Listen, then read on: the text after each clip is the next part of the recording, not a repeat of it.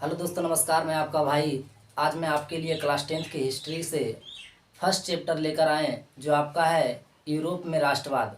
Europe में राष्ट्रवाद कुछ दो चार क्वेश्चन लघु उत्तरीय है जिनको हम बारी बारी से देखेंगे, है ना। तो आज का आपका पहला क्वेश्चन है कि यूरोप में राष्ट्रवाद, जो चैप्टर का नाम है उसमें पहला क्वेश्चन है कि राष्ट्रवाद क्या है। देखिए, राष्ट्रवाद राष्ट्रवाद किसे कहेंगे?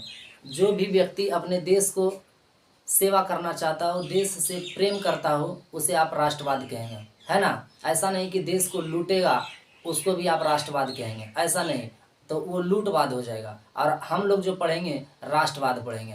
तो चलिए देखते हैं परिभाषा क्या है। कहा कि राष्ट्रवाद एक भावना है जो किसी विशेष भौगोलिक, सांस्कृतिक एवं सामाजिक वातावरण में रहने वाले लोगों के बीच प्रेम एवं एकता का संचार करती है, उसे राष्ट्रवाद कहेंगे। यानी जो समाज में राष्ट्रवाद एक भावना है जो किसी विशेष भौगोलिक, सांस्कृतिक एवं सामाजिक वातावरण में रहने वाले लोगों के बीच, जो भी भारत में लोग रहते हैं उनके बीच में प्रेम, अपने देश के कहिए या किसी भी देश को जो अपने देश से प्यार करता हो, प्रेम करता हो, है ना। तो हम लोग अपने देश में रहते हैं, भारत में, तो भारत के लोगों के बीच में रहेंगे, इसलिए भारत बोलते हैं। अगर कोई दूसरे देश में रहता तो अपने देश के बारे में सोचेगा। तो कह रहा कि बीच प्रेम एवं एकता का संचार करती है, राष्ट्रवाद कहेंगे। चलिए सेकंड क्वेश्चन आपका हो जाएगा कि मेजनी कौन था। मेजनी कौन था, यानी मेजनी के बारे में हम लोग जानेंगे, है ना। तो मेजनी समझिए कि मेजनी एक साहित्यकार, साहित्यकार का मतलब होता है लेखक या कवि। गणतांत्रिक, गणतांत्रिक के मतलब होता है कि जनता के द्वारा चुना गया, है ना। और विचारों का समर्थक और योग सेनापति था। कौन? मेजनी। सेनापति का मतलब हो गया सलाहकार यानी नायक।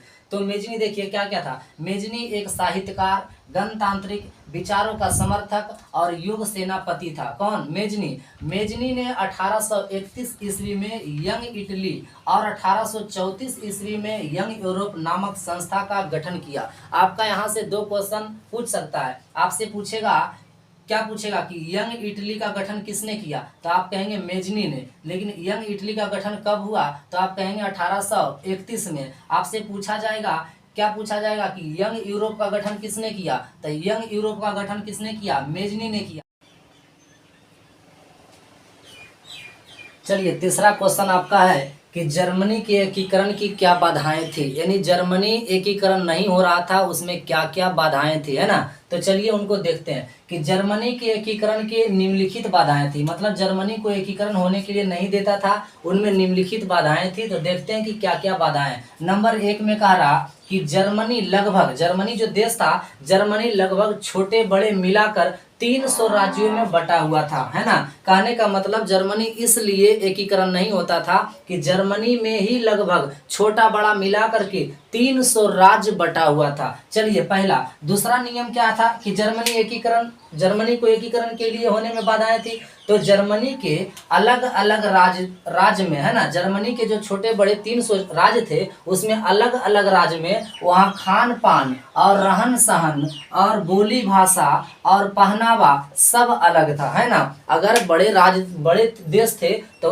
उस राज्य में सब चीज एक जैसा होता, रहन सहन, खान पान, बोली भाषा, तो एकीकरण हो जाता। लेकिन इनमें कह रहा कि खान पान, रहन सहन और बोली भाषा, पहनना ओढ़ना और सब ये सब अलग थे, इसलिए एकीकरण होने में बाधाएं थी, है ना। समझ रहे। चलिए तीसरा क्या है। कह रहा कि ऑस्ट्रिया एक देश था। ऑस्ट्रिया कभी नहीं चाहता था कि जर्मनी का एकीकरण हो, है ना। चलिए ये 3 बाधाएं थी, आप समझ गए। चलिए तीसरा नंबर कुछ हो गया। आपका चौथा क्वेश्चन कहेगा कि मेटरनिख युग क्या है।